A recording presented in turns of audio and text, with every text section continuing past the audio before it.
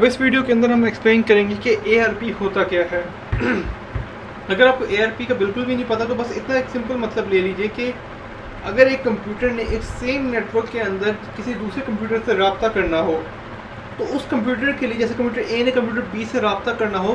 तो उसके लिए जो है ना ज़रूरी होता है कि अगर जो वो इन्फॉर्मेशन सक्सेसफुली जो है वहाँ तक पहुँचे तो उसे उसका मैक एड्रेस पता होना चाहिए, तब जाके वो इन्फॉर्मेशन यानी सक्सेसफुली उधर तक पहुँचती है, यानी कंप्यूटर A से B तक। अब चूँकि कंप्यूटर A के बस शुरू के अंदर जो है ARP होते यानी उसका मैक एड्रेस होता ही नहीं कंप्यूटर B का,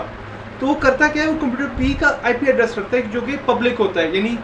उस नेटवर्क के अंदर हर किसी को पता होगा कि कंप्यूटर B का IP एड्रेस क्या है। तो कंप्यूटर A यूज़ करेगा उस IP एड्रेस को और कहेगा ये IP एड्रेस किसका है, तो कंप्यूटर B कहेगा ये मेरा IP एड्रेस है, और फिर कंप्यूटर B साथ कहेगा ये IP एड्रेस मेरा है और ये साथ मेरा मैक एड्रेस है। तो कंप्यूटर A जो है ना सिर्फ उस IP एड्रेस को नोट कर लेगा, यानी पहले से तो रखा है उसने, उस मैक एड्रेस को नोट कर लेगा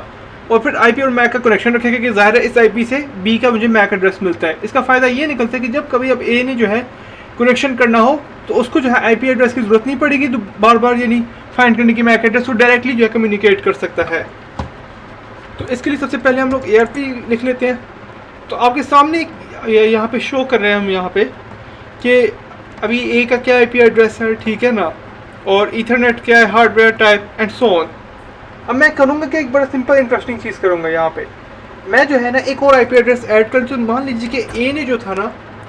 IP एड्रेस जो भेजा था उसे B की तरफ से जवाब मिल गया, B ने कह दिया कि यस ये मेरा IP एड्रेस, ये मैक एड्रेस है। तो यहाँ पे जैसा हमारे पास एक IP एड्रेस आ गया DB01 का,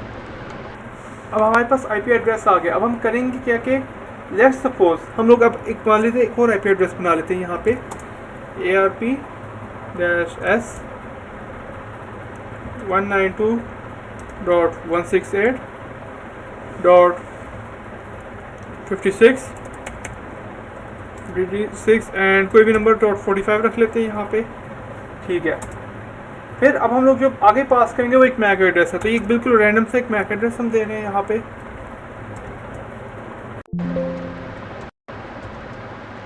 34455। मैं ये दोबारा कमांड चलाऊँगा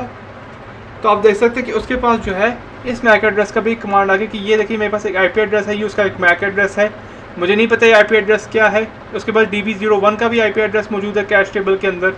और उसके पास साथ मैक एड्रेस मौजूद है DB01 का। तो इस तरह हमने ऐड कर लिया। इसी तरह अगर डिलीट करना हो तो बहुत सिंपल होता है, आपको मैक एड्रेस की ज़रूरत ही नहीं है आपको, क्योंकि हम उसको IP एड्रेस से ही एक्सेस करेंगे। और साथ SD ना वापस अगर मैं कमांड प्रेस करूँ तो आपका वो रिमूव हो गया।